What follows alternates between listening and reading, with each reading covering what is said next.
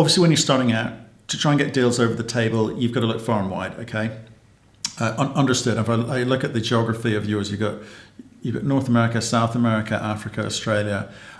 Where are you going to be focusing your attentions in terms of getting deals moving forward? Because again, you talk about North American understanding. North Americans don't like a lot of risk either. So, what are you going to be focused on? I think we're going to continue to look at a number of different regions, North and South America, Africa, and Australia, maybe Australasia.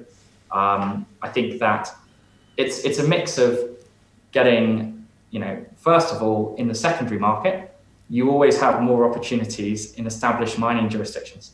It's just a result of history and how many operations there are. So we are likely to be biased towards those because there are more royalties there, full stop. I think it's a really good point that I think that for a North American listed royalty company, having assets in North America, some sort of core assets is preferable for sure.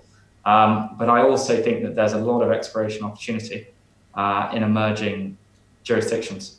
And one of the things with a royalty company is that you can be more diversified than a miner, and you can do it so early on.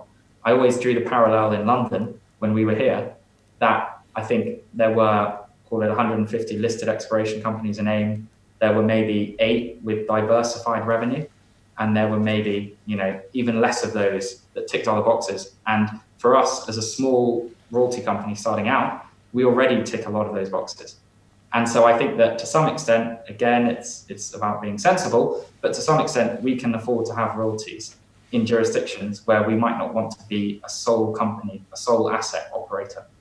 Okay. We can afford to have some eggs in those different baskets and benefit from some of the upside, but not have too much exposure on the downside.